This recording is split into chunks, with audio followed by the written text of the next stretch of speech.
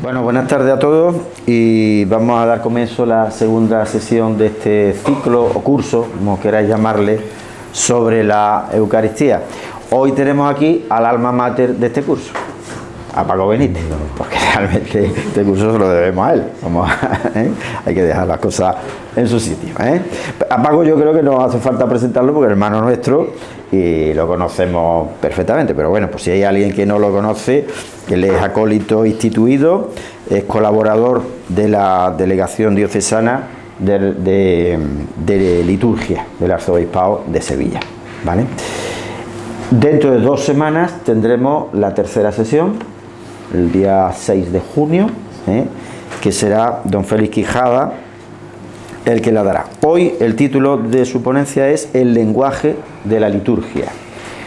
Dentro de 2 semanas veremos la primera parte de la misa y la cuarta y última sesión será la segunda parte de la misa con nuestro hermano Joaquín de la Peña. ¿De acuerdo? La primera sesión que don Luis Rueda tuvo la magnífica presentación y apertura del curso, pero para seguir avanzando, y ya os digo que lo que me gustaría es que las dudas que puedan surgir y que yo sea capaz de resolver, pues que no nos vayamos esta noche a casa sin haber dado algún pasito adelante en esta cuestión de la que venimos hablando. Y he puesto aquí, hemos terminado la Eucaristía rezando la salve a nuestra Virgen del Socorro, pero yo creo que en la liturgia tiene también ese papel y en la formación y por supuesto en nuestra hermandad de poner siempre todas las cosas en sus manos. De manera que os invito a que comencemos rezando el Ave María todos a nuestra Virgen del Socorro. Dios te salve María, llena eres de gracia, el Señor es contigo, bendita tú eres entre todas las mujeres y bendito es el fruto de tu vientre Jesús. Santa María, Madre de Dios, ruega por nosotros pecadores, ahora y en la hora de nuestra muerte. Amén. Dulcísima Virgen del Socorro, Madre de Dios y Madre nuestra, ruega por nosotros. Y no se puede hablar de liturgia en nuestra hermandad ni en la diócesis de Sevilla sin tener un recuerdo para nuestro querido don Ángel.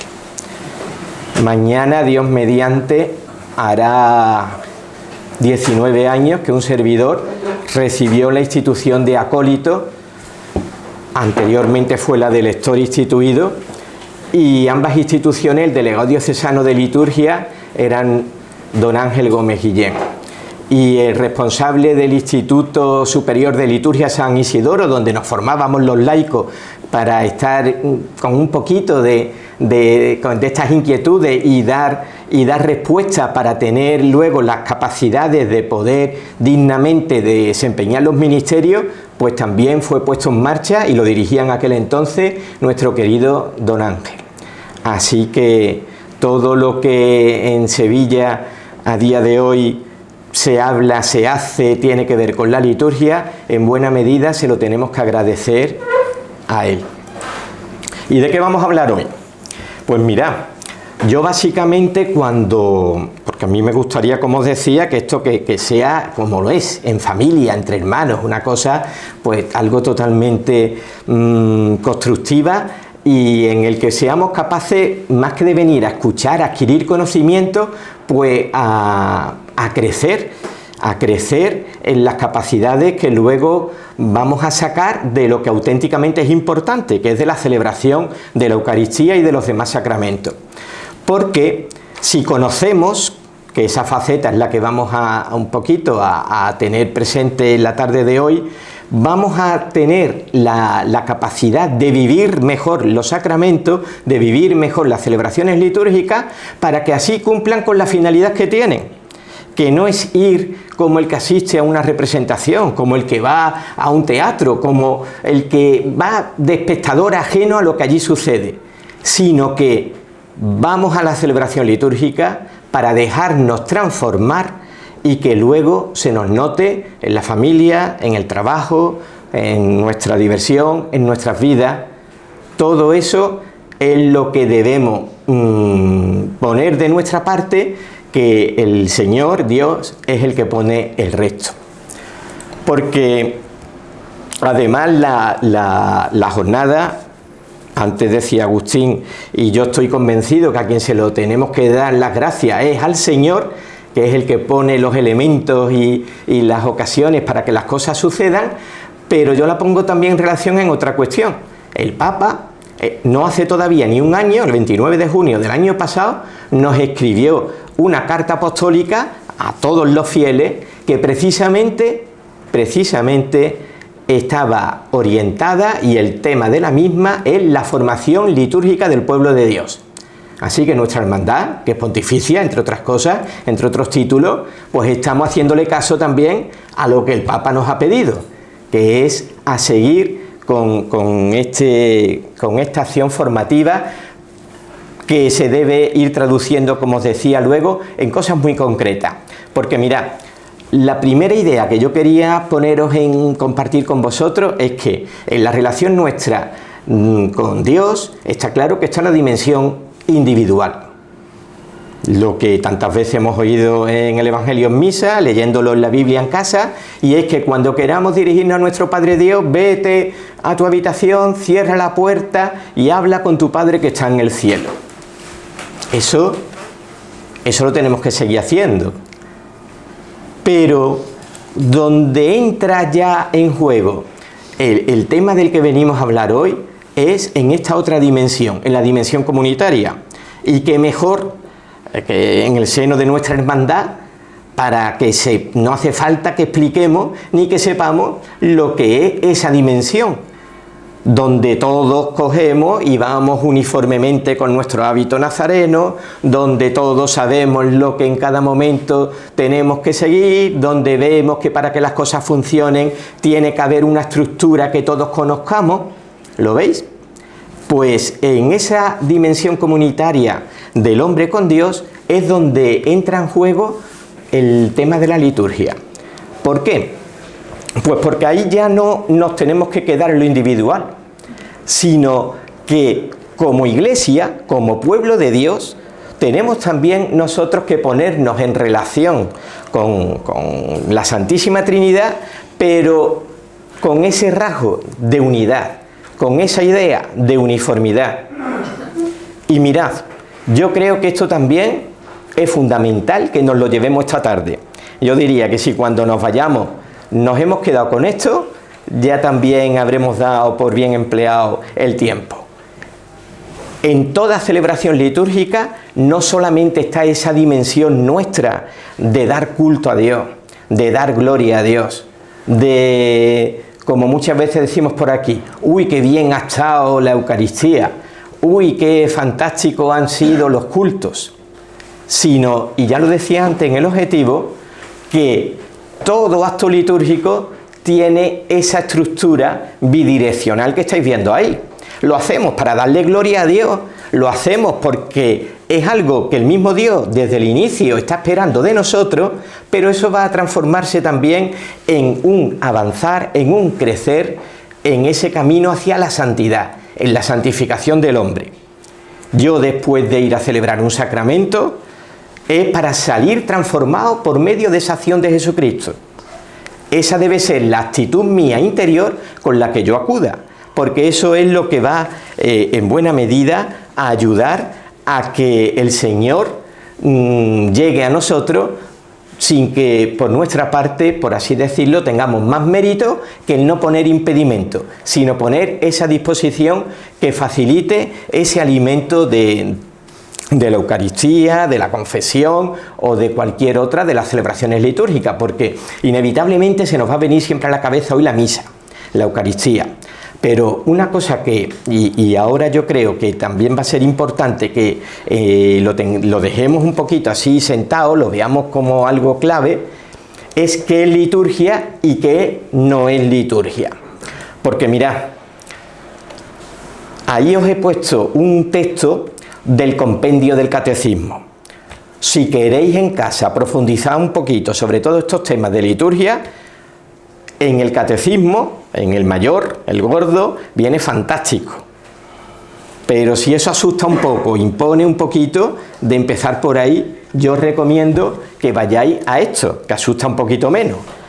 De manera que en el compendio del catecismo, en la segunda parte, se titula La celebración del misterio cristiano.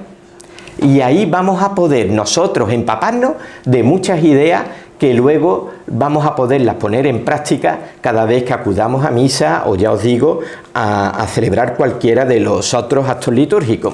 Porque, por no perder el hilo de lo que os quería decir aquí, no todos los actos comunitarios en los que oramos a Dios son liturgia, por ejemplo, porque muchas veces las cosas se entienden mejor poniendo ejemplos que no dando definiciones o leyendo el número del catecismo. El rezo del Santo Rosario, que es algo, el Papa Francisco está harto de decirlo, todos los papas también, claro que nos van a recomendar cosas buenas, pero no es un acto litúrgico. Ahí detrás no hay una gracia santificante de Dios, ni está instituido por Jesucristo. Sin embargo, el bautismo sí, el matrimonio, etcétera, etcétera, sí que son todos actos litúrgicos. Los sacramentales, el acto de bendecir la mesa, es un acto litúrgico. Está en los libros litúrgicos. Eso es una primera idea, que debemos, yo creo, que también tenerlo todo claro. ¿Significa eso que, como he puesto el ejemplo, el rosario no tenga nada que ver con la liturgia? Pues no, sí que tiene que ver, porque muchas veces los actos de piedad lo que hacen es fijarse, intentar tomar cosas de la liturgia, pero no está sujeta a ella. En un sitio, siguiendo con este ejemplo, se puede rezar de ejaculatoria, como aquí en Sevilla, Ave María Purísima, a rezo de cada misterio, y María Madre, y en otro sitio se reza la ejaculatoria de Fátima.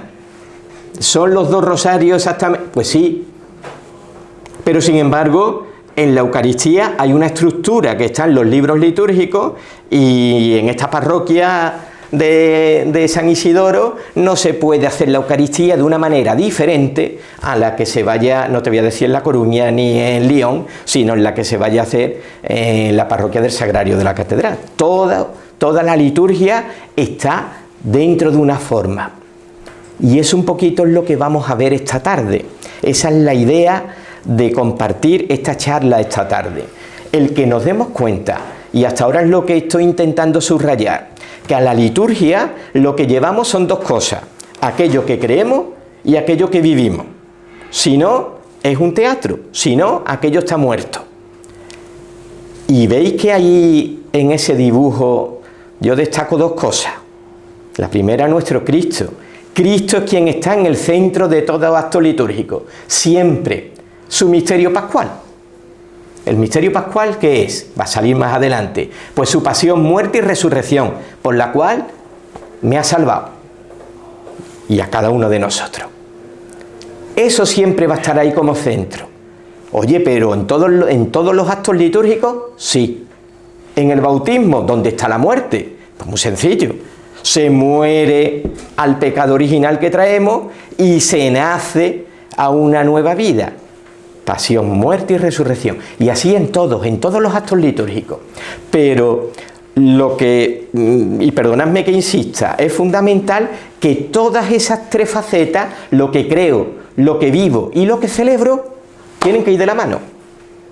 Tienen que ir de la mano. Yo tengo que salir de la celebración con la fe más reforzada, y como decíamos antes, para llevarlo eso y ponerlo en práctica en mi vida. Lo hemos escuchado hoy en el Evangelio, en la predicación que nos ha hecho don Eloy. Pero al revés, la fe que yo tengo es lo que yo llevo a la celebración, y la pongo allí en esa celebración comunitaria con mis hermanos y con el sacerdote a la cabeza, para que por medio de Jesucristo sacerdote y por la acción del Espíritu Santo lleguen a nuestro Padre Dios. Es decir, todo lo que en la liturgia va a ir pasando y pasa son cosas sensibles, os he puesto ahí, de lo visible a lo invisible, pero lo visible no nos lo tomemos, que luego va a salir más adelante, solamente por el sentido de la vista, sino mucho más. Todos los sentidos van a estar ahí operando en la liturgia. creo que en este punto ya todos tenemos claro el porqué, la importancia de conocer el lenguaje. Porque si estamos diciendo que ya no es una dimensión mía personal, sino que es comunitaria, veréis, yo cuando muchas veces dando este tipo de charlas, siempre ponemos el mismo ejemplo.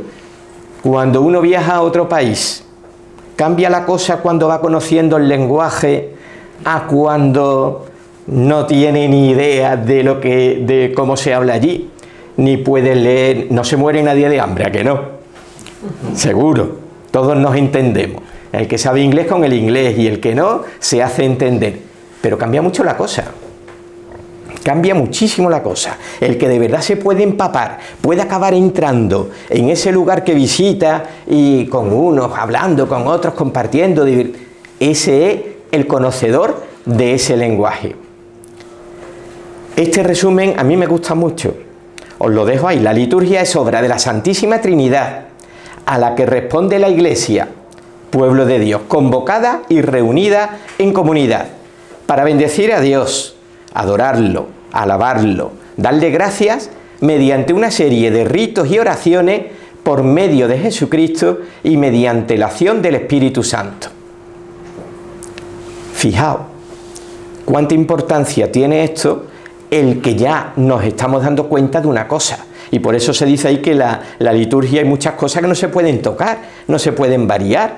Yo no puedo decir hoy el Padre Nuestro voy a cambiarlo de otra manera diferente, porque no es mío, ni de los que estamos ahí reunidos tan siquiera, sino que es de toda la Iglesia. De manera que si alguien hubiera llegado hoy, como tantos turistas pasan por El Salvador, que no se sintiera extraño en absoluto para nada, que estuviera celebrando la misma fe de la Iglesia, que es la que conforma el acto litúrgico que nosotros acabamos de vivir hace un rato en la colegial. Eso es muy importante.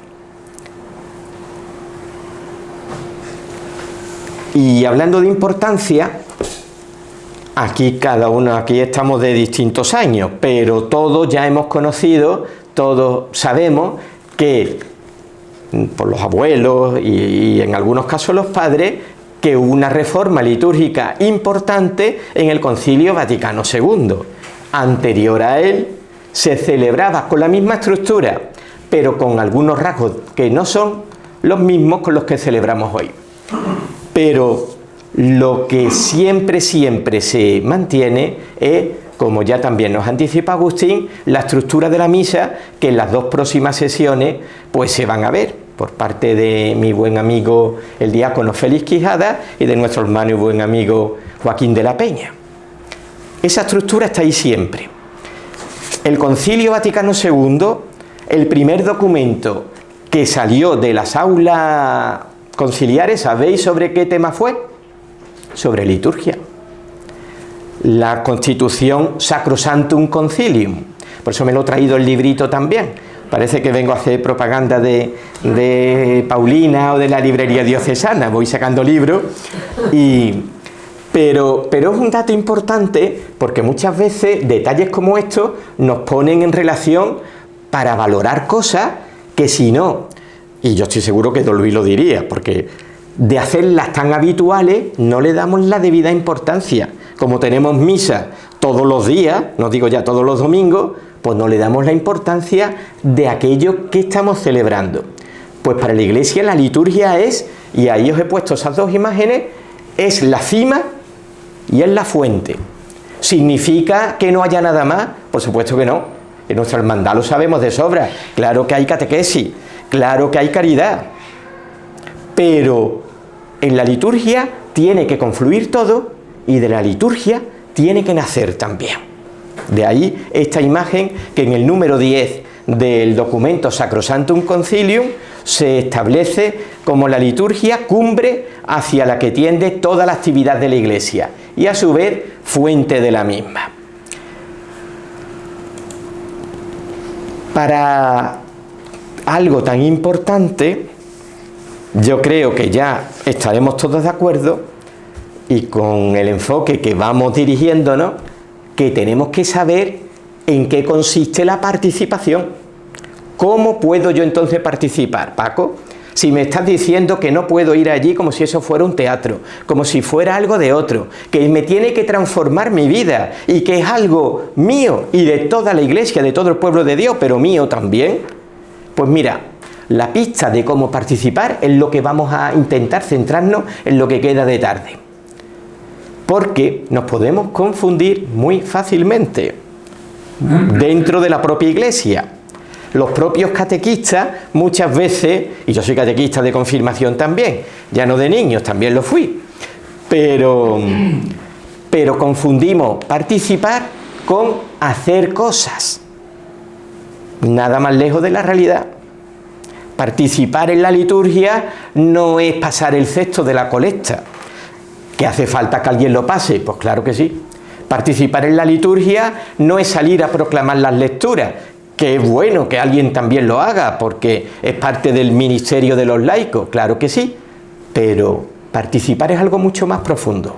Participar tiene que nacer de una actitud interna y tiene que confluir en el que en esa celebración, con mi voz, con mi cuerpo, con mis gestos corporales, yo no lo haga todo eso mecánicamente, sino que nazca de, me voy a dar en el micrófono, en el corazón, para que eso luego se exprese mediante esos signos de los que venimos hablando, mediante el canto litúrgico, mediante las respuestas al sacerdote, mediante los gestos y las actitudes corporales.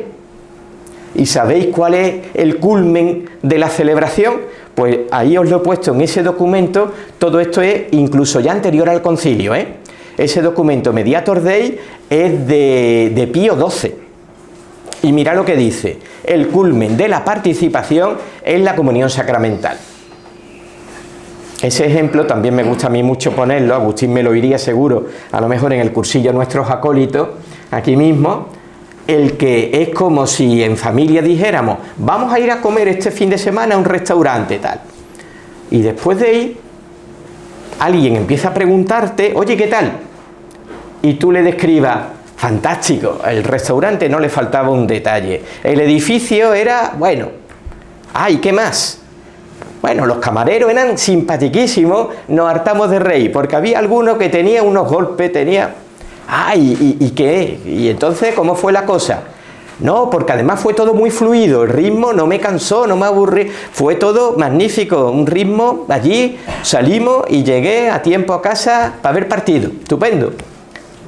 Y le preguntan: bueno, ¿y la comida? Pues algo así nos puede pasar con lo de ir a misa. Tenemos que ir a alimentarnos de la doble mesa de la palabra y de la mesa de la Eucaristía.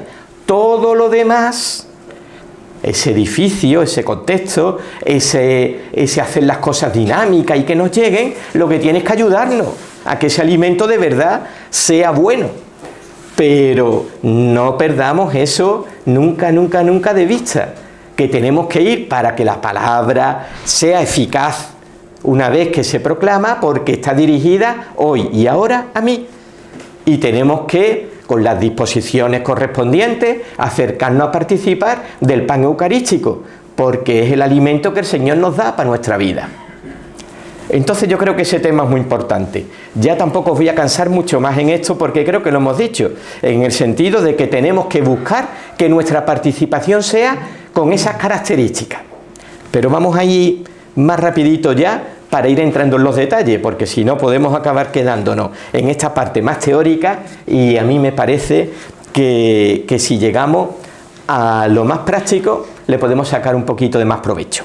Mirad, venimos ya repitiendo varias veces la palabra símbolo, la palabra signo. A nadie nos extraña, ¿no? ¿Por qué?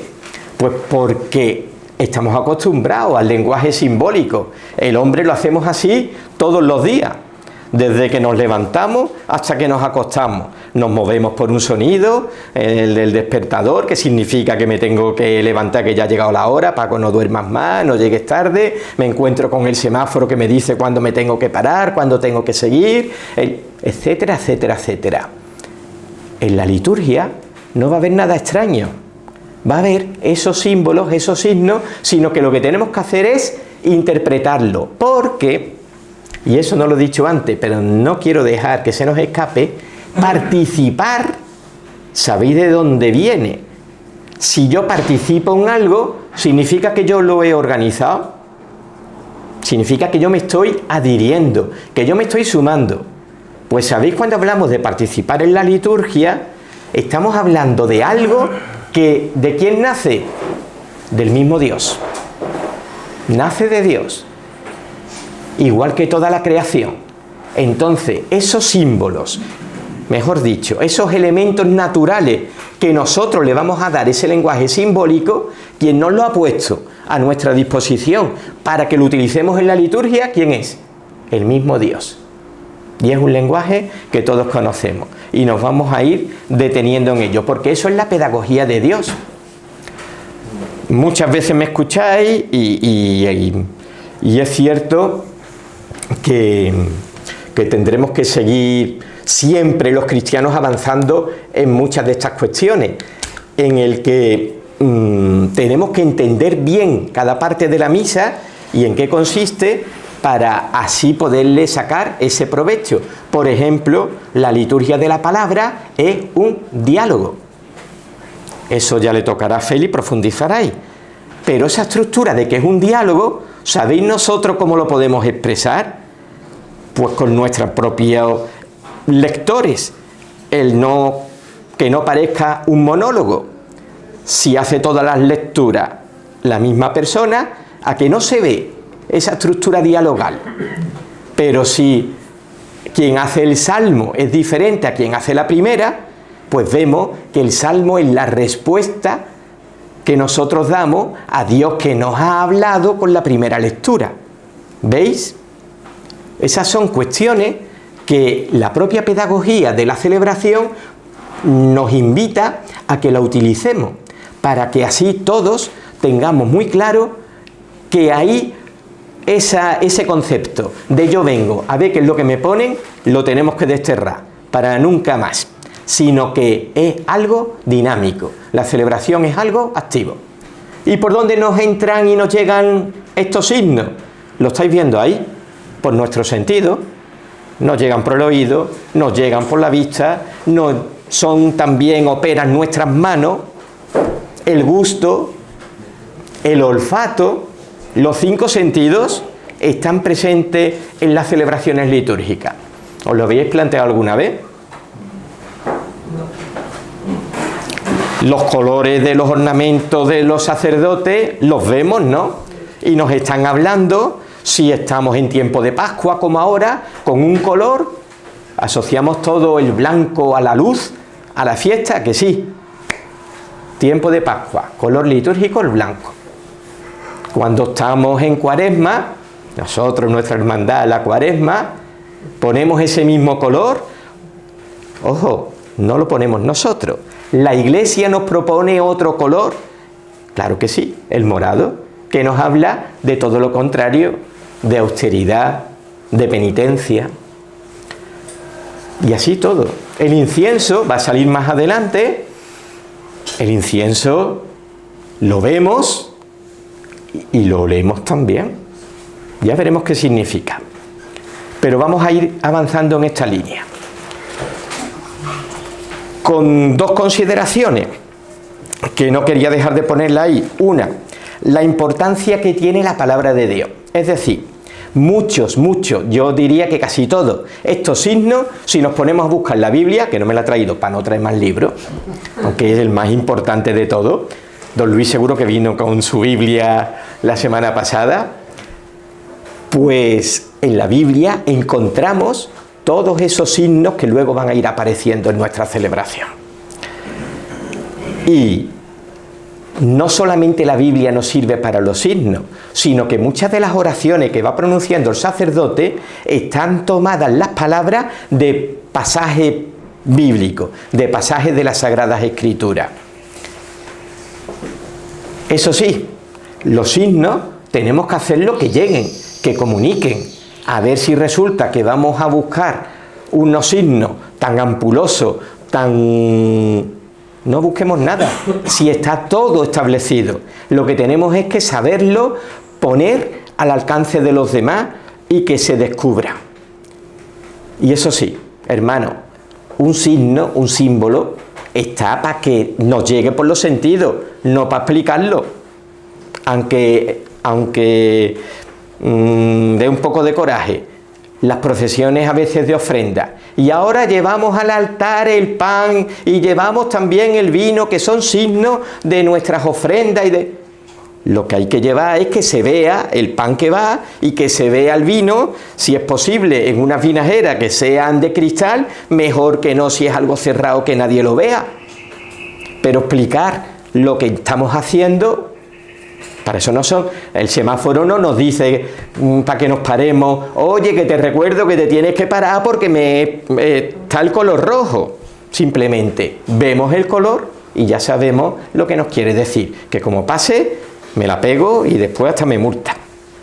¿De acuerdo? Pues eso es muy importante que lo tengamos también nosotros muy claro. Yo he puesto aquí una serie de grupos en los que podemos clasificar los distintos elementos que aparecen en la liturgia. Personas, gestos. Ojo, que en los gestos, y esto es importante que no se me olvide después, hay gestos que son de todos, fieles y de los ministros, pero hay otros gestos en la liturgia que son específicos de quien nos preside. Esto es lo de zapatero a tu zapato. Yo tengo que hacer lo mío, lo de los fieles, que a veces no lo hago. Lo que no voy a querer hacer lo que le toca hacer al cura. El cura, ni le vamos aquí a explicar lo que tiene que hacer el cura. Pero lo nuestro, sin meternos en lo que no nos corresponde. Actitudes corporales, ¿sabemos por qué nos ponemos de pie? Pues vamos después a intentar explicarlo. Elementos naturales, el santo crisma, en las confirmaciones, que nuestra hermandad también catequesis de confirmación. ¿Sabemos por qué se utiliza el santo crisma y de qué está hecho y cuándo está consagrado? Son cuestiones que nos tenemos que preocupar por conocer para así entrar mejor en el misterio, en aquello a lo que nos refiere.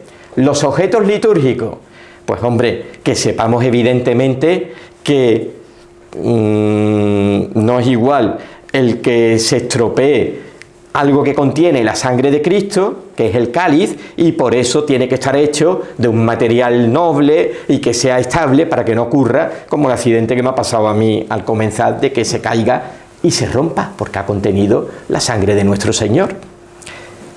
El tiempo, los domingos, yo estoy seguro que don Luis, la charla la semana pasada hablaría de lo más importante que tenemos los cristianos, el domingo. Nuestro día de misa de la hermandad es el martes, claro que sí.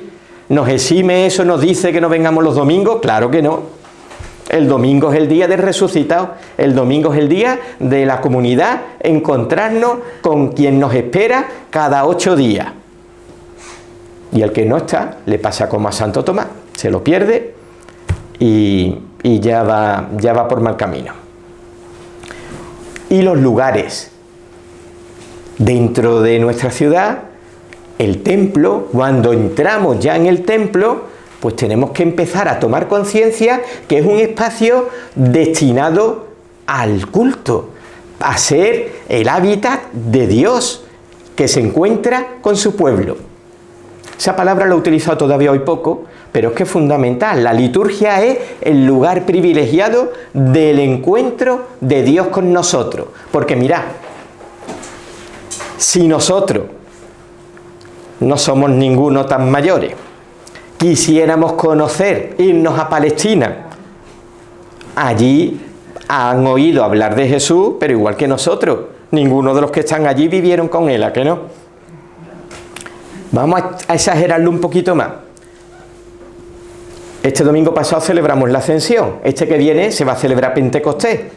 Si alguien hubiera ido a Palestina el día siguiente de Pentecostés, ya el Señor ya no estaba allí, ¿a qué no? Ya se habría tenido que acercar al Señor por medio de lo que los primeros cristianos esos hubieran celebrado a los 8 días, igual que nosotros. La historia de la salvación, que comenzó desde que Adán y Eva pecaron, Dios ya empezó ahí a planear cómo arreglar esto. y tuvo un hito muy importante que fue elegir a un pueblo, el pueblo de Israel, pero ese hito, siendo importante, no fue nada en comparación con el momento culminante, que fue la encarnación del Señor. El mismo Dios que se hace hombre. Y dice, Paco, ¿y ahora qué? Porque ya hemos dicho que ninguno estuvimos allí. Pues esa salvación, ese misterio de la cruz, de nuestro Cristo del amor, y esa resurrección me llega a mí y nos llega a cada uno de nosotros en cada acto litúrgico. Es el hoy de ese misterio pascual. Entonces, ¿Cristo que muere cada domingo? No. Cristo murió una vez y una vez para siempre, y su eficacia nace de ahí. Pero cada vez que la Iglesia, que somos el nuevo pueblo de Dios, ese pueblo de Israel se quedó atrás y la Iglesia somos el nuevo pueblo elegido por Dios, cada vez que celebramos la liturgia se actualiza ese misterio pascual de Cristo y se hace realidad en nosotros esa historia de la salvación. Mediante signos y símbolos. Creo que esto casi por todo lo que vengo diciendo ya lo tenemos muy claro. ¿Quién celebra? ¿Quién ha celebrado hoy? ¿Don Eloy? Don Eloy nos ha presidido en función de su orden sacerdotal, claro que sí, y le tenemos que dar gracias a Dios por los sacerdotes y porque haya sacerdotes. Pero quien celebra es Cristo. Cristo y su Iglesia. ¿Nos damos cuenta de eso? Que es el mismo Señor quien nos convoca, y eso tiene luego mucha trascendencia. El que todos, los sacerdotes, los ministros que ayudan y todos los fieles, pues estamos dirigiéndonos por medio de Jesucristo a nuestro Padre Dios.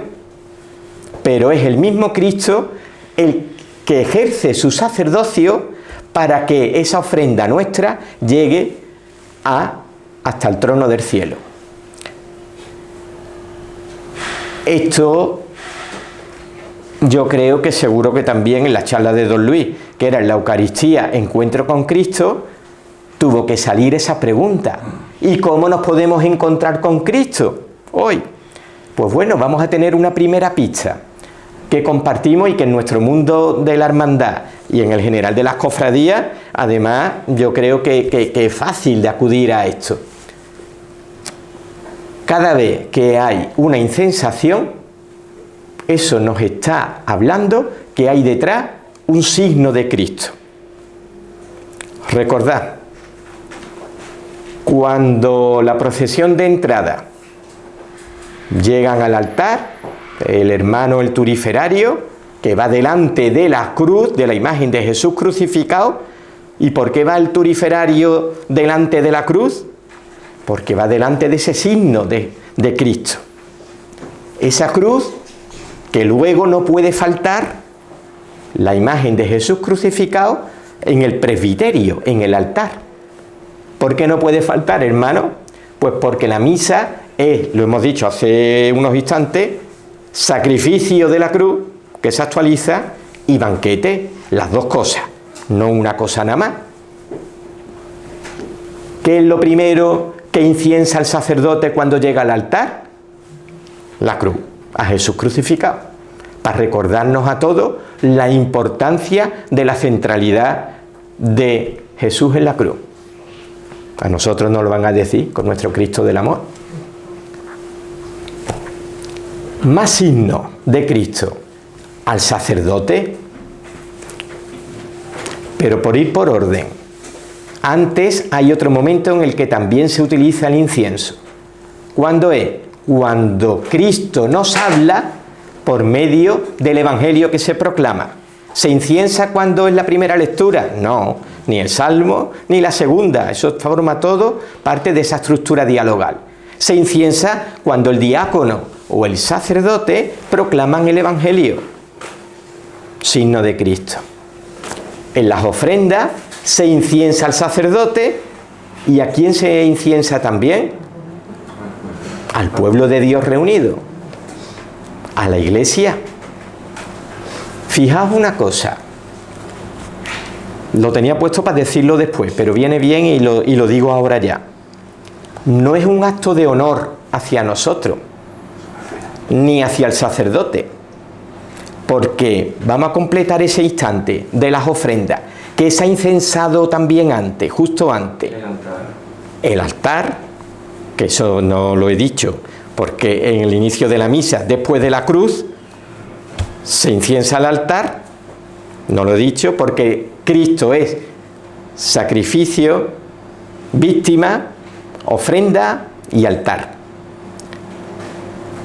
Perdón, porque no os lo había dicho lo del altar, y es fundamental, porque el altar además está consagrado con santo crisma, el mismo santo crisma con el que ungen las manos de los sacerdotes, con el que se nos marca en la confirmación y con el que en el inicio, en nuestro bautismo también se nos ha incorporado a la vida nueva de Cristo y de su Iglesia, pues con ese santo crisma se ha consagrado el altar. Pues en este momento de las ofrendas,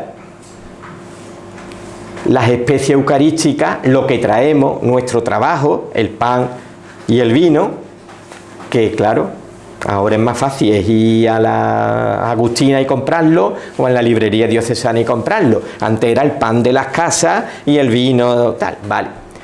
Pero después de incensar las ofrendas, se inciensa al sacerdote y se nos inciensa a nosotros como pueblo. Y decía, no como un honor.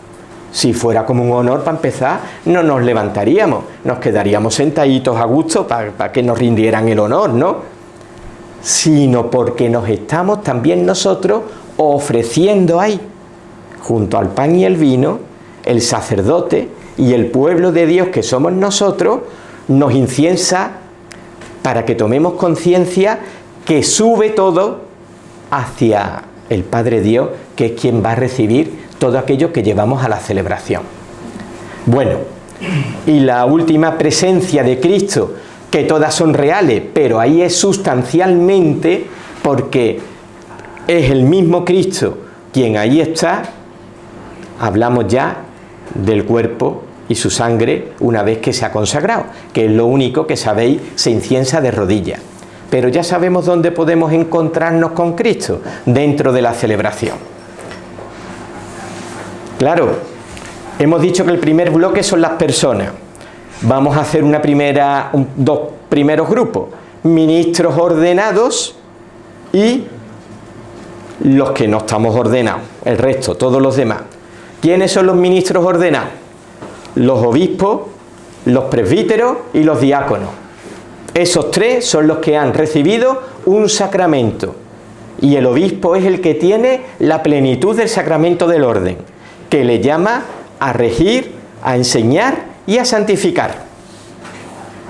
Fijaos que luego sus colaboradores, él delega en los presbíteros, pero los curas, los presbíteros, no pueden celebrar todos los sacramentos que sí celebra el obispo. Por ejemplo, un cura no puede ordenar a otro cura, ni puede ordenar a otro obispo. El próximo sábado, Dios mediante, en nuestra catedral, don José Ángel va a conferir la ordenación episcopal que el Papa ha otorgado a don Teodoro y a don Ramón. Eso lo tiene que hacer un obispo, conferir ese orden sacerdotal. No lo pueden hacer todos. Y los diáconos pues están para el servicio del altar y de la caridad, pero también habiendo recibido un sacramento. Luego encontramos este otro grupo, que es los ministerios del pueblo de Dios. Y ahí la diferenciación que debemos saber para que por lo menos visualmente los distingamos es esta. Hay ministerios instituidos y hay otros ministerios que no tienen ese carácter de institución.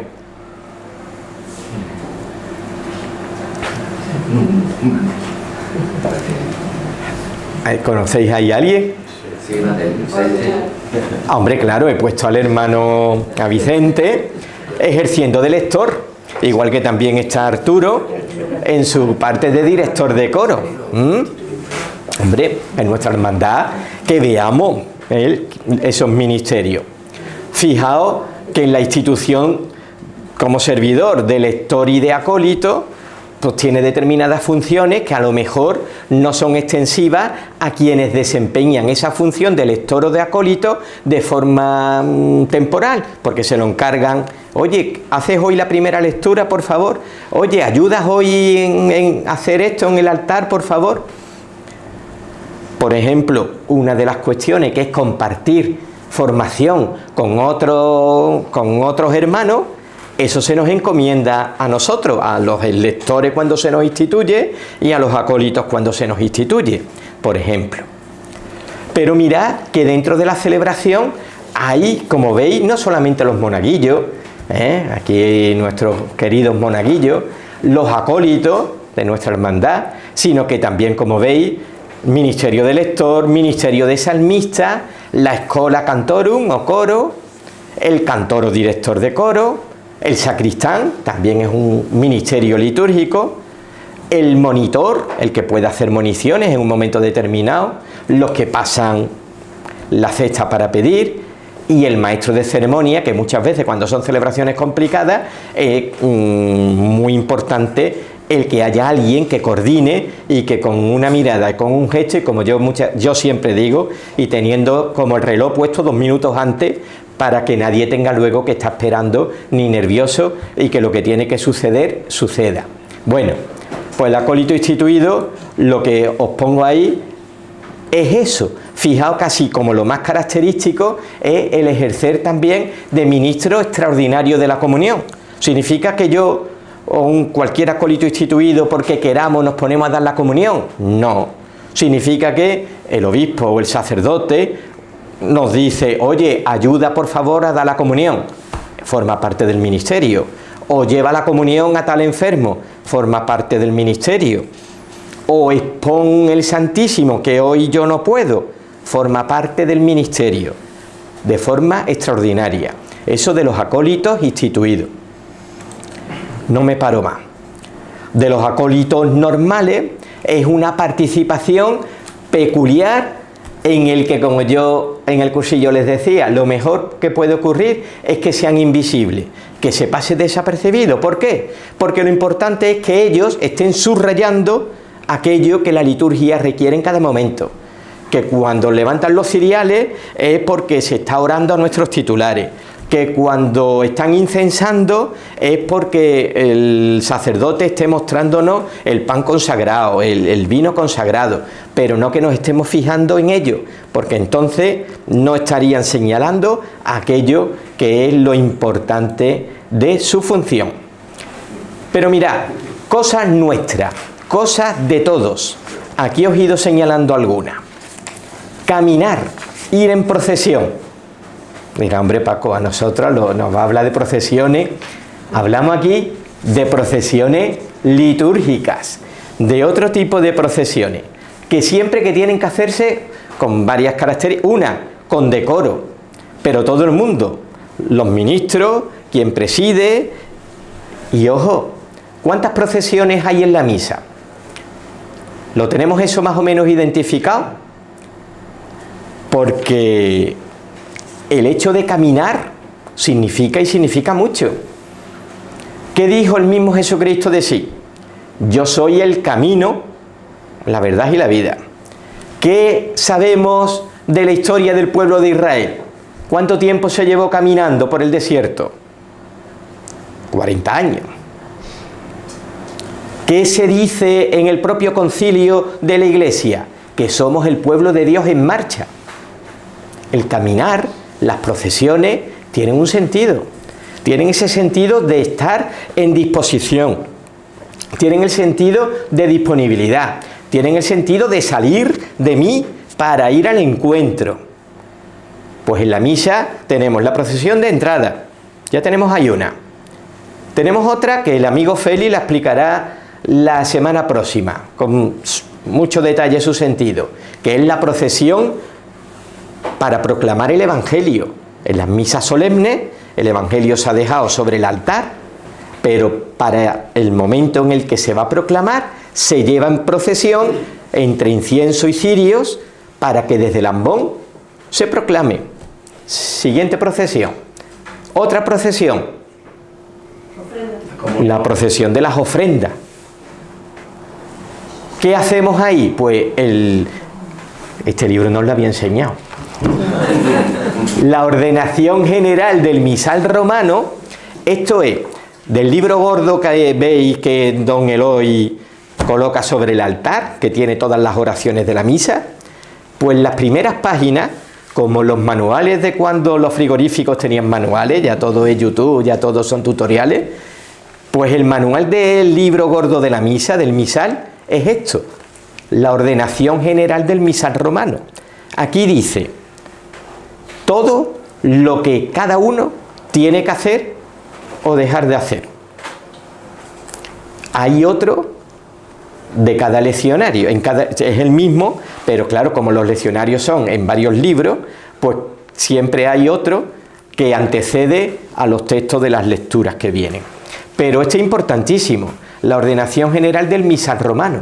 Y aquí, como os decía, aquí se van explicando cada uno de esos gestos, qué sentido son los que tiene y cómo tenemos que participar en ello. Fijaos que el de la procesión, os lo estaba diciendo que, y por eso ha sido el acordarme que no os lo había enseñado, que las ofrendas, dice aquí, que lo deseable sería, a ser posible, que los fieles seamos los que llevemos cada misa el pan y el vino al altar. ¿Qué ocurre? Que muchas veces, en sentido práctico, el que está ayudando al sacerdote se va a la mesita de al lado, a la credencia, oye, y es un fiel también quien lo hace. Pero si queremos que sea significativo, lo suyo sería hacer esa procesión, el ir desde la nave hasta el altar, llevando el pan y llevando el vino. Tercera procesión. Y la cuarta es la que ha dicho nuestro hermano, la procesión para ir a comulgar. No es el momento de ir hablando con el otro, no, vamos a recibir al Señor y lo hacemos también caminando, lo hacemos acercándonos para acoger a la Eucaristía que se nos va a entregar. Otro de los signos muy importantes, la señal de la cruz. ¿Os habéis fijado alguna vez en la cantidad de garabatos que hacemos en vez de hacer signos? ¿A que sí? Porque eso, claro, eso lo he dicho pero de pasada. Los signos son para hacerlos bien. Para hacerlos bien. Si hago la señal de la cruz, pues la hago bien. No como alguien loco y que está corriendo. Habrá algo con más dignidad, que fue lo primero que nos hicieron al bautizarnos. Lo hizo el sacerdote, invitó después a nuestros padres y padrinos a que hicieran la señal de la cruz sobre nosotros. Y desde entonces, pues cada vez que hacemos este gesto, estamos recordando el misterio pascual de Cristo. Y no nos damos besitos en el dedo, porque eso puede que venga, puede de una costumbre que era al entrar en la iglesia, al tomar el agua bendita, que lo solía hacer el padre de familia, y se lo daba a todos los demás. Y entonces todo el mundo se iba asignando y claro, como te quedaba el agua bendita en el dedo, ¿qué besaba? El agua bendita, no besaba el dedo porque lo quiera mucho. Ahora, cada vez que hagamos la señal de la cruz, si no tengo agua bendita, con más motivo, no me doy el besito en el dedo, sino que hago esa señal. Mirad que la señal de la cruz se hace varias veces en la celebración. La primera vez para constituirnos, nada más que hemos llegado al altar. ¿Cuál es la segunda vez? Cuando... el Evangelio. Exactamente. Y ahí, en vez de hacernos una grande, pues hacemos tres. ¿Para qué? Pues para que esa palabra que se nos va a proclamar transforme y nos entre en nuestros pensamientos, transforme nuestras palabras y nos haga que digamos palabras de Cristo y transforme nuestros sentimientos. ¿Veis cómo hay una acción siempre en la liturgia? Pero a veces hacemos los gestos de ser tan conocidos y tan de la casa que no le damos importancia. Y si nos paramos un poquito nada más, seguro que le sacamos a eso mucho partido. Más señales. Darnos golpes de pecho. Si se utiliza la primera fórmula del acto penitencial, el yo confieso, cuando se dice por mi culpa, por mi culpa, por mi gran culpa, fijaos, ahí la liturgia ha cambiado, porque de hecho esta es la tercera edición. después del misal, que nació del concilio en 1970, ha habido 3 ediciones del misal. Esta ya es la tercera. Se han ido precisando cosas. En la primera se decía 3 golpes, mientras que era por mi culpa, por mi culpa, por mi... Ya no, ya se dice que golpeándose el pecho. ¿Para qué me doy el golpe en el pecho? Como signo que me tengo que ablandar mi corazón. Paco, tengo que ablandarme el corazón. Y me lo recuerdo dándome ahí el golpe. 1, 2 o 3. Fijaos, antes, porque eso también debemos tener cuidado, es muy importante la uniformidad. A que en nuestra cofradía vamos todos con nuestro hábito y vamos todos, y nuestro escudo y con la medalla al cuello como Dios manda, para que no se distinga a nadie, o mejor dicho, para que se nos reconozca en el que todos tenemos esa unidad. Pues la liturgia pasa igual, no podemos ir haciendo cada uno lo que nos parezca. ¿Por qué digo eso? Porque antes en la liturgia había otros momentos en los que se daban unos golpes de pecho. Antes de comulgar en el Cordero, la liturgia anterior decía que hay golpes de pecho. ¿Ya no? Pues no me los doy. ¿O es que yo tengo más duro el corazón que nadie? Seguramente sí, pero me los daré después en mi casa. En ese momento, pues ya no me los doy. Y así. Otro tema muy importante, para ir más rapidito. Las inclinaciones son signos que he puesto ahí de reverencia, pero a su vez son gestos de humildad. Cuando en la vida social, incluso cuando vamos por la calle y no nos da tiempo a acercarnos a dar la mano o un abrazo, a que nos saludamos con el gesto de la cabeza. Pues en la liturgia tenemos eso, pero en distintos grados. Y me voy a explicar. Primero, fijaos, está la inclinación solo de cabeza. Después hay otro grado en el escalón, que es inclinación de cuerpo. Ahí tengo que doblar, hermano, la bisagra. Un poquito más. Ya no es la cabeza nada más. Ya es, tengo que estar un poquito más en forma para hacer ese otro gesto. Y luego ya hablaremos de otro signo de reverencia, que es la genuflexión. La inclinación de cabeza, muchas veces en la liturgia, lo hacemos unas veces sí, por costumbre, pero otras veces no, porque no nos lo han dicho o no nos acordamos. Me explico. Cuando cantamos al final de los cultos la Salve Regina a nuestra Virgen del Socorro, a que muchos están pendientes cuando se dice et Diesum benedictum, a que de inclinar ahí la cabeza. Vale. Cuando hemos rezado en castellano la Salve, a lo mejor ahí no nos damos cuenta, pero el mismo Jesús, que cuando es la Salve Regina. Es más, y ahí os lo he puesto, ahí no, en la siguiente sí. Se inclina la cabeza, me lo salto para ir más rápido, cuando se nombran las 3 personas divinas a la vez. Es decir, gloria al Padre, al Hijo y al Espíritu Santo, bajo la cabeza, porque estoy hablando de Dios uno y trino. La cabeza la bajo ahí. Cuando se nombra a Jesús en Salve Regina, en la Salve, o por ejemplo en el Gloria, porque solo tú eres santo, solo tú Señor, solo tú Altísimo Jesucristo. ¿Dice esto que eso es para que lo hagan solo los curas? No, nos lo dice a todos. Pero nos lo dice a todos no para que seamos como los perritos, estos que habían los coches mecánicos de... No, sino que como es una retahíla tan larga, el Gloria, esto y lo otro, para que tomemos conciencia, aunque sea un instante, que le estoy dando gloria a Jesús. En ese instante, a lo mejor luego el resto del Gloria ando más despistado. ¿Me explico con lo que quiero decir? Fijaos, cuando se nombra a la Santísima Virgen María también. Y también al santo cuyo honor se celebra la misa. Hay una cuestión, o nos quedamos cortos y otras veces nos pasamos. Porque yo voy a hablar de otro sitio, que es donde además asisto más, hay gente más cumplida ya con luto. Van a subir a leer, se pone, hacen señal para acá, que además no es esta, porque si es al altar, hay que hacer la siguiente, que es la de la bisagra. Al altar hay que hacer reverencia de cuerpo. Pero hay gente que van a subir a leer le hacen al altar, suben y ahora se vuelven para el cura, se ponen a buscarlo, a ver dónde está, para hacerle así. Que no.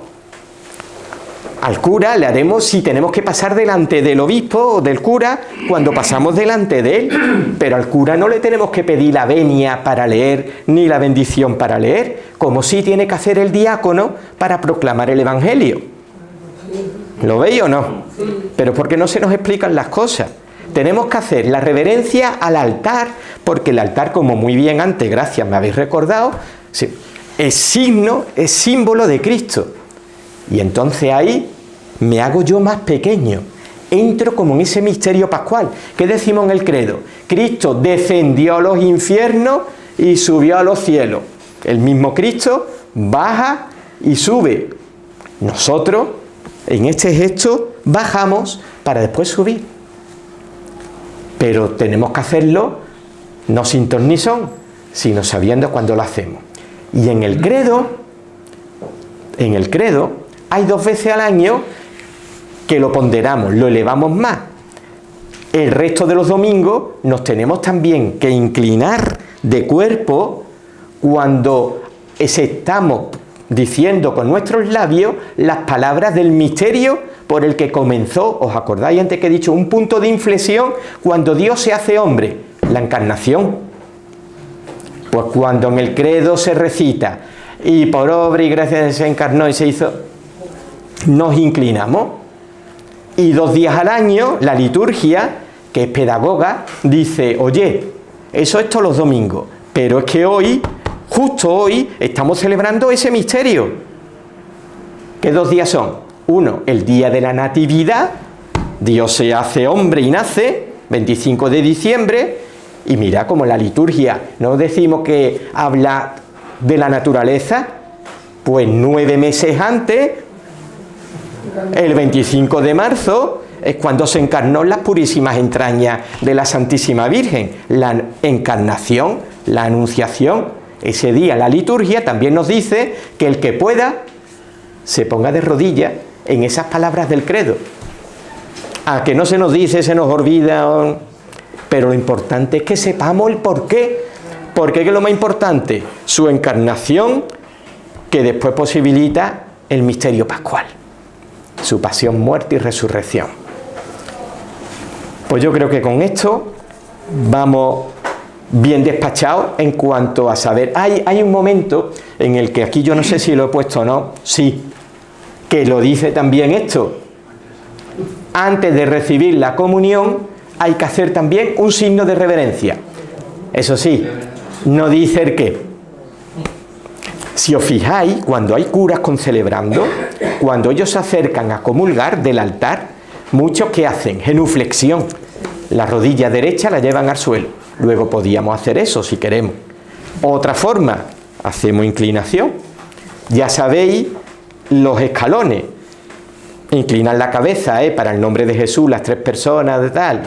Inclinamos el cuerpo cuando es la presencia de Cristo, o cuando pasamos delante del obispo, o el misterio de la encarnación, tal.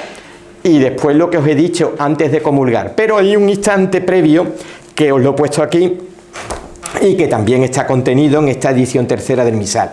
Es que durante la consagración, el que no se pueda poner de rodillas, pero repito, el que no se pueda poner de rodillas, haga esa inclinación cuando el sacerdote nos muestra el pan y cuando después nos muestra la santísima sangre de Cristo, la preciosísima sangre de Cristo, elevando el cáliz. Pero es porque yo no pueda, porque yo tenga problemas, no porque vea que lo hacen los curas. Porque claro, hermano, ese es otro problema, ya os lo decía antes, no imitemos lo que hacen los curas porque entonces no estamos haciendo lo que nos corresponde a nosotros. Ellos, en virtud de su ministerio, tienen que hacer cosas que no nos corresponden a nosotros. Y ahí, por desgracia, de un tiempo a esta parte, se está extendiendo mucho que nos ponemos a levantar las manos en el Padre Nuestro. Cuando no en liturgia, yo puedo hacer esto en una reunión de catequesis. Yo puedo hacer esto en la hermandad, que tengamos una reunión y como signo, porque es un signo de orar. pero la liturgia tiene reservado ad modum crucis para que sea el sacerdote el que eleva los brazos, que de hecho no se lo hace solo en el Padre Nuestro, lo hace cada vez que dirige las oraciones al Padre. Y a que no nos ponemos, cuando Él dice al principio oremos, a que no nos ponemos a levantar las manos, a que no. Por eso digo que es bueno que sepamos cuáles son nuestros gestos, pero que reservemos aquellos otros que son del sacerdote, porque a quien le corresponde hacerlo es exclusivamente a él. Y lo decía a colación, que los concelebrantes, cuando muestren, ninguno se ponen de rodillas, los diáconos sí. El diácono sí que se pone de rodillas, mientras que el obispo o el sacerdote están consagrando. Pero los concelebrantes se quedan de pie, y cuando muestra el cuerpo de Cristo, todos estamos arrodillados, menos los concelebrantes que hacen inclinación profunda. Los concelebrantes y aquel que no se haya podido arrodillar. Más rápido con todo esto. La genuflexión. La genuflexión es que cuando paso delante del sagrario, llevo mi rodilla derecha al suelo. Y lo suyo es que si hago esto, es para decirle un Señor mío, Dios mío, un algo, reconociendo que lo hago porque Dios está en el tabernáculo, está ahí. ¿Cuándo se hace también? Se hace genuflexión cuando la Iglesia no tiene presencia eucarística, que eso es desde el Viernes Santo, cuando celebramos la Pasión del Señor, hasta el inicio de la Vigilia Pascual. Ahí no hay Eucaristía, ahí lo que hay es la Santa Cruz. Y entonces la Iglesia dice, como es la máxima presencia que tengo del Señor, le hago genuflexión. ¿Lo entendemos eso también, que lo quería compartir con vosotros? Bien, de la incensación ya hemos hablado. Esto sí me voy a parar un poquito, un segundo nada más. Las manos son muy importantes, claro, son muy importantes sobre todo los ministros, que es un signo lo de tenerla como actitud de servicio, unida y demás. Pero nosotros en este momento, en el de comulgar, que los fieles podemos elegir entre comulgar en la boca o comulgar en la mano. Podemos elegir, que a nadie le suene raro si en algún país no se lo permiten, porque eso lo dejó San Pablo VI a juicio de las conferencias episcopales, y en España se adoptó la decisión de que el fiel puede elegir. Claro está que durante el tiempo de pandemia, ¿qué hizo don Juan José? Recomendarnos que para intentar tener esto más controlado, que comulgáramos todo en la mano. Pero no dejaba de ser una petición viva de nuestro obispo, al que claro, con mucho gusto le hacemos caso, pero que es algo que nos corresponde a nosotros elegir.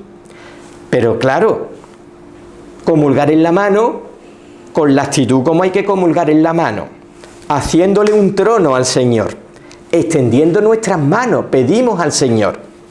La Eucaristía se acoge, no se coge.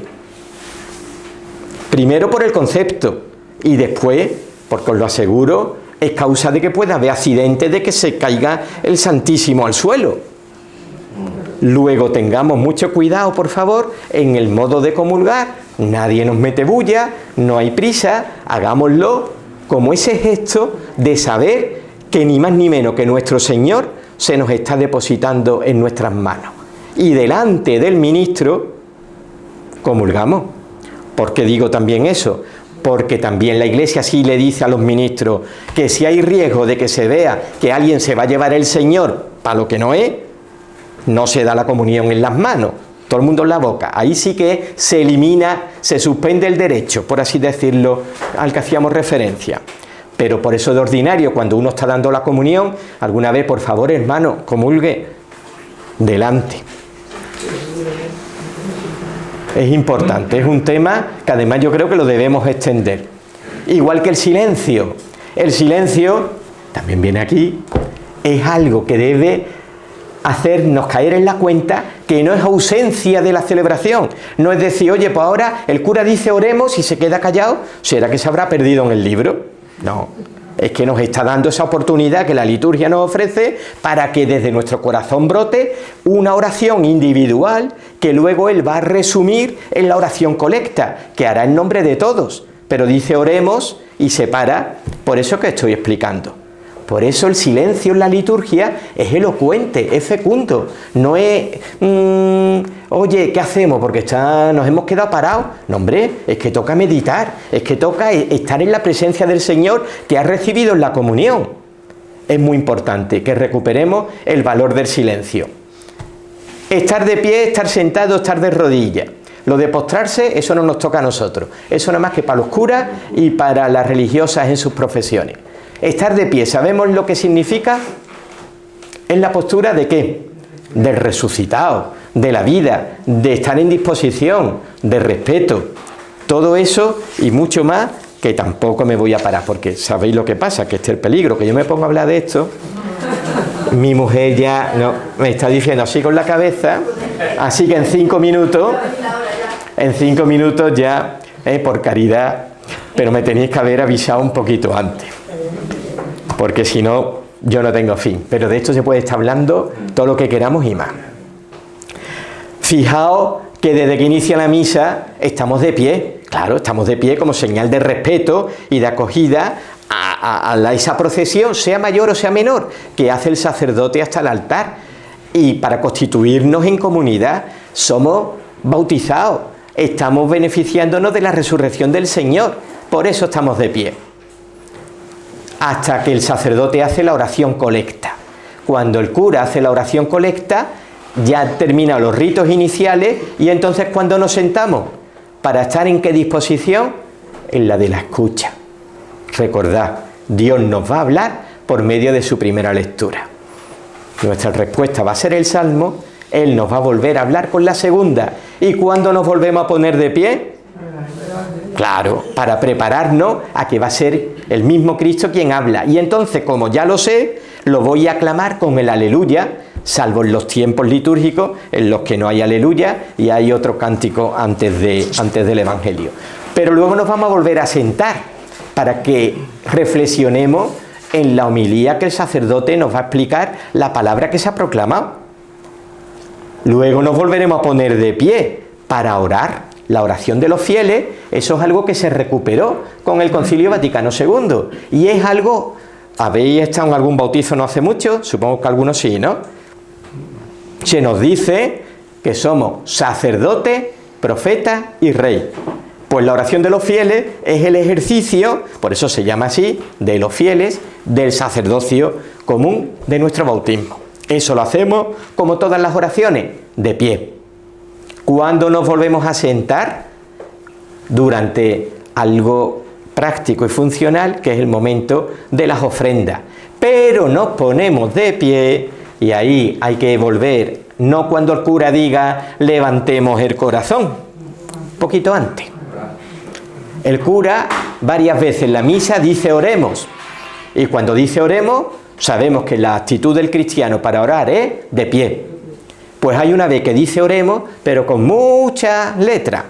Dice, orad hermanos para que este sacrificio mío y vuestro, ¿qué está diciéndonos? Oremos, pero a lo largo. Entonces, en cuanto que me lo dice, yo que soy obediente y que lo he escuchado, me pongo de pie para ponerme a orar. Ha habido con ese tema también un poquito de confusión, pero ¿veis lo que significa? Que me uno a esa oración, que me pongo en actitud orante. Estar de rodillas, fijaos, eso es una actitud de adoración, como tenemos en la consagración, pero es también una actitud de súplica, de petición de perdón, de penitencia. En la misa, en el rito romano, no creáis que empezó desde el inicio lo de arrodillarse en la consagración. El ponernos todos de rodillas, eso comenzó en torno al siglo XII o así. Tanto es así que en la liturgia del rito hispano-mozárabe no se pone nadie de rodillas cuando la consagración. ¿Sabéis por qué? Porque el rito hispano-mozárabe se unió con el romano precisamente a esas alturas del siglo XII, así cuando he dicho. Luego no existía lo de ponerse de rodillas. Pero ahora sí nos dice la liturgia que es el gesto de expresar que reconocemos que ahí el Señor se va a hacer presente, en lo que antes era pan y en lo que antes era vino. Y nos arrodillamos, todo aquel que pueda. ¿Por qué suenan las campanitas? O el carillón. ¿Por qué suena? Pues porque imaginaos, antes no había megafonía. Y antes veis todas las columnas que hay en El Salvador, pues imaginaos muchas más por todos sitios. Y os imagináis que la misa era también en latín. Luego podía haber muchas personas que estuvieran allí y que no se dieran ni cuenta. La campana, ¿qué efecto tenía? Avisar a todo el mundo que se iba a consagrar y que Dios se iba a hacer presente. Y como reminiscencia de eso, la seguimos tocando. ¿Veis el porqué? Pues estamos de rodillas, salvo el que no pueda estar. Luego, la acción de gracia, estamos sentados y nos volvemos a poner de pie cuando el sacerdote nos invita a la oración de poscomunión diciendo oremos. Y así ya hasta el final de la misa. Pero no me voy a parar ni mucho ni poco más en esos signos. Y el de la postración, el que quiera postraciones, que vaya a las próximas ordenaciones. Bueno, el Viernes Santo, el sacerdote también dice en la liturgia que cuando llega al altar en silencio, el sacerdote, como signo de humildad total, de abajamiento total, se postra en el suelo. Pero he dicho que no lo iba a contar y seguimos. Elementos naturales. Y con esto vamos a terminar, porque si no ya lo de los 5 minutos. Cosas que son conocidas para nosotros. La luz. Bueno, hablar de la luz ahora tiene hasta connotaciones y sus derivadas. Pero, ¿quién dijo de sí, yo soy la luz del mundo? Jesús el Señor. ¿Habrá algo más significativo que la vigilia pascual bien celebrada? Es decir, como dicen los libros, cuando es de noche. ¿Por qué? Porque la oscuridad, las tinieblas, es lo que Cristo viene a iluminar con su misterio pascual. Luego, ¿tiene sentido celebrar una liturgia de la vigilia pascual a las 7 de la tarde aquí en Sevilla a plena luz? Cero, ninguna. Nos estamos cargando el signo. Si precisamente el lucernario, toda la primera parte de la vigilia es que en la oscuridad, nadie te dice si tiene que ser a las 11:30 o si hay que empezar a las 10:15, según vayan los... No, sino que sea de noche y que se termine también antes del alba. Eso es lo que te dice la liturgia para la vigilia pascual. Pero el signo es que hay un fuego nuevo, el fuego. Otro de los signos. El domingo que viene vamos a celebrar Pentecostés. ¿Qué nos dice la Sagrada Escritura? ¿Cómo vino el Espíritu Santo? Lo cuenta como llamaradas de fuego. La acción del Espíritu. Ese fuego es el nuevo que se bendice y del que se enciende el cirio pascual, que va a representar a Cristo durante toda la cincuentena. Lo vamos a apagar el domingo que viene. Después de las vísperas, las segundas vísperas del domingo. El domingo por la tarde se apaga el cirio. ¿Y cuándo se vuelve a utilizar ese cirio pascual que representa a Cristo? Pues, queridos hermanos, en 2 momentos. Cuando nacemos a la vida como cristianos y cuando decimos adiós a nuestra vida terrena como cristianos. Es decir, en el momento del bautismo y en el momento de las exequias se vuelve a encender ese mismo cirio pascual, sea cuaresma, sea Adviento, sea el tiempo que sea. ¿Veis la simbología de la luz? Explica muchas cosas. Explica también la cuestión de las velas que tenemos sobre el altar, que no me paro, a lo mejor Don Luis lo explicó, o a lo mejor lo del número de velas, 2, 4, 6 o 7 si preside el obispo, pero el fuego, la luz, hay otro elemento que no podemos dejar de hablar de él esta tarde, el agua. Hemos antes hecho referencia a la cruz, que es lo primero que recibimos en nuestro bautismo. Pero hermanos, ¿y el agua? ¿Y el agua? El agua que se bendice también en esa vigilia pascual, con una fórmula que es preciosa. Y hay unos textos que además lo explican, dice, es que Dios creó el mundo con todos estos elementos naturales. Y cuando creó el agua, es que estaba ya pensando en el bautismo de los hombres. El agua como signo de purificación, como signo de vida. Nos daremos cuenta ahora que tenemos que pedir tanto para que siga lloviendo, para que llueva, con la ruina que causa que no haya agua en nuestros campos, en nuestras ciudades. Pues ese agua nos lo ha dado Dios. Y mira por dónde es lo que en el bautismo no puede faltar. La materia del sacramento del bautismo es ese agua, que la derrama el sacerdote diciendo la fórmula de yo te bautizo en nombre del Padre y del Hijo y del Espíritu Santo. Pero ese mismo agua se nos recuerda después en la vigilia pascual bendiciendo la pila. Y cada domingo se recomienda, sobre todo en el tiempo de Pascua, que en lugar del acto penitencial se haga la aspersión con el agua, que muchas veces dejamos pasar.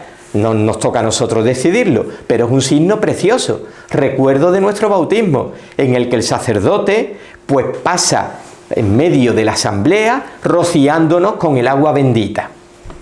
Porque el otro elemento que había, que era en las pilas, en las puertas, ya por unas razones y por otras, ya por desgracia prácticamente no existe, pero fijaos ese elemento vivificador. El aceite, que os voy también a contar de él, cuando tiene esa importancia para configurar el santo crisma, el óleo de los catecúmenos y el óleo de los enfermos.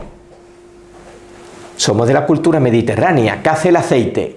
Es también vida, fortaleza.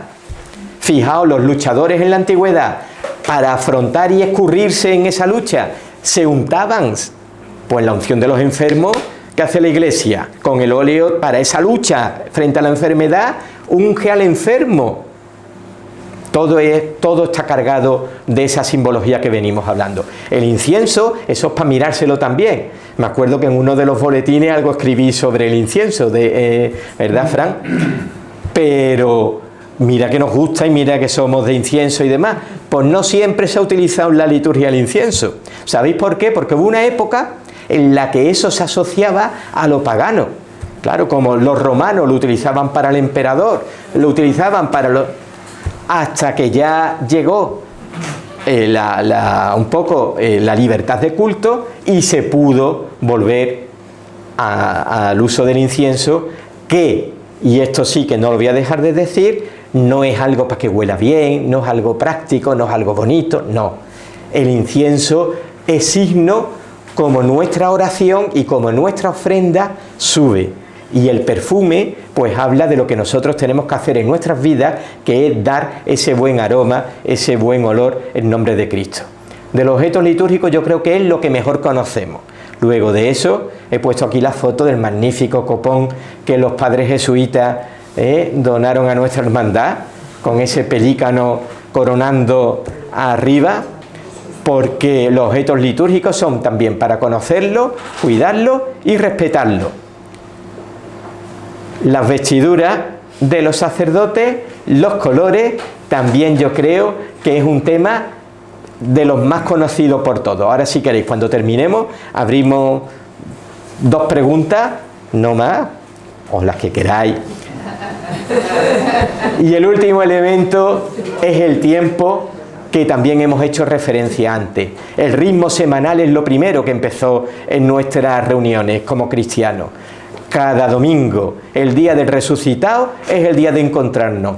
Los demás días, oye, pues también, y es muy agradable. Pero el domingo es cuando no podemos faltar. Y a partir de ahí, de ese ritmo semanal, se acabó configurando todo el año litúrgico. De manera que todo el tiempo no es nuestro, el tiempo es del Señor. Y sabéis que tiene como 2 grandes núcleos importantes: la Pascua y la Natividad. La Pascua con su tiempo preparatorio y su tiempo después de eco, que es una maravilla lo que estamos haciendo, porque estamos teniendo actos como este en nuestra hermandad en tiempo de Pascua, que es para lo que de verdad debería servir todo el centro, todo el año litúrgico, y el tiempo de Navidad, que sabéis también que tiene su tiempo preparatorio en el Adviento. De los lugares celebrativos, tenemos la suerte de tener uno de las iglesias, uno de los templos, yo creo que más bonito de la cristiandad. Vamos ya a tirar para arriba.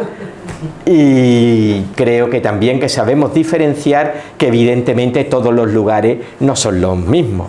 Y cada sitio, el sagrario, pues evidentemente ocupa el centro de cualquier templo. Y todos los cristianos, lo primero, al entrar en un templo, lo primero que deberíamos ir a buscar el sagrario, a hacer la genuflexión para saludar a Jesús sacramentado. Y luego ya todo lo demás. La sede es algo propio del sacerdote. El ambón es el altar de la palabra. Luego, sí, a ser posible, desde ahí no es lugar para hacer avisos ni municiones.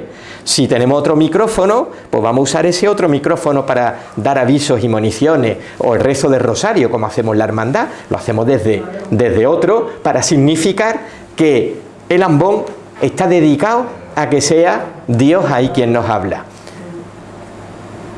Y a mí lo que me gustaría ya a partir de esto es a que nos demos cuenta que la formación litúrgica es en la que tenemos que seguir. Para eso es lo que Agustín ya ha comentado, lo que las sesiones que siguen, que seguro que serán de muchísimo provecho, pero que de cada celebración estemos también atentos para que saquemos de ahí esa vivencia del núcleo, de lo más importante que podemos hacer, que es experimentar ese encuentro con Jesús vivo y resucitado. Así que de verdad yo os doy las gracias por haber compartido esta tarde con vosotros. Y ahora...